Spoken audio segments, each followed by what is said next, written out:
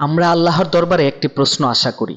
আপনি আপনার সামনে ঘটতে দেখেছেন এমন প্রতিটি মন্দ সম্পর্কে এবং তার প্রতি আপনার অবস্থান কি ছিল সে সম্পর্কে।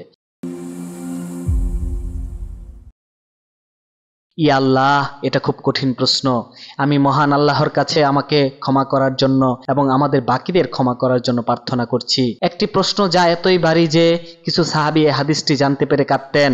রাসূলুল্লাহ সাল্লাল্লাহু আলাইহি সাল্লাম বলেন, যেমন আহমদ তার মুসনাদে এবং ইবনে মাজাহ তার সুনানে এবং অন্যরা আবু সাঈদ আল খুদরি থেকে বর্ণনা করেছেন, রাসূলুল্লাহ সাল্লাল্লাহু আলাইহি সাল্লাম বলেছেন, ইন্নাল্লাহ তাআলা ইয়াকুলু লিল আবদি ইয়াওমাল কিয়ামাহ মা মানা'আকা إذ رأيت المنكر ألا تنكره فإذا لقن الله عبدا حجته قال يا رب رجوتك وفرقت من الناس يا ربي رجوتك وفرقت من الناس আল্লাহ বিচার দিন একজন ব্যক্তিকে বলবেন, কেন আপনি যখন আপনার সামনে মন্দ ঘটনা ঘটতে দেখেছেন, আপনি যখন আপনার সামনে খারাপ ঘটনা ঘটতে দেখেছেন, তখন কেন এমন হয়েছিল আপনি সে সম্পর্কে কিছু বলেননি?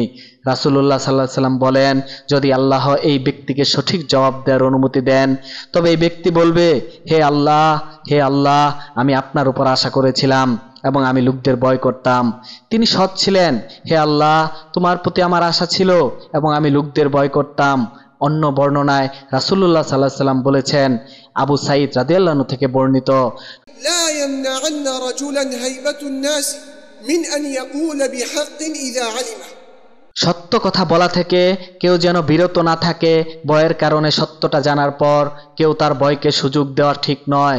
যখন কেউ সত্য জানতে পারবেন তখন নিজেকে সত্য বলতে বাধা দেবেন না।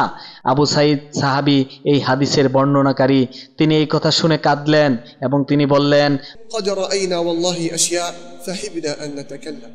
আল্লাহর কসম, আমরা দেখেছি ভুল জিনিস, কিন্তু আমরা কথা বলতে ভয় পেয়েছিলাম। এবং অন্য বর্ণনায় আবু সাঈদ বললেন, وددت أني لم أكن سمعت هذا الحديث। আমি যদি এই হাদিসটি কখনোই না জানতাম। এটা আপনার বন্ধু হতে পারে, এটা কর্মক্ষেত্রে একজন সহকর্মী হতে পারে, এটা পরিবারের একজন সদস্য হতে পারে যে আপনার সামনে হারাম কাজ করছে। এবার বিচার দিবসে একটি প্রশ্নের প্রত্যাশা করুন, আমার ভাই, আমার বোন, যারা আগে থেকে প্রস্তুতি নিতে চান, সেই দিন একটি প্রশ্নের প্রত্যাশা করুন আপনার অবস্থান সম্পর্কে, যখন আপনি আপনার চোখের সামনে সেই হারাম উন্মোচিত হতে দেখেছেন।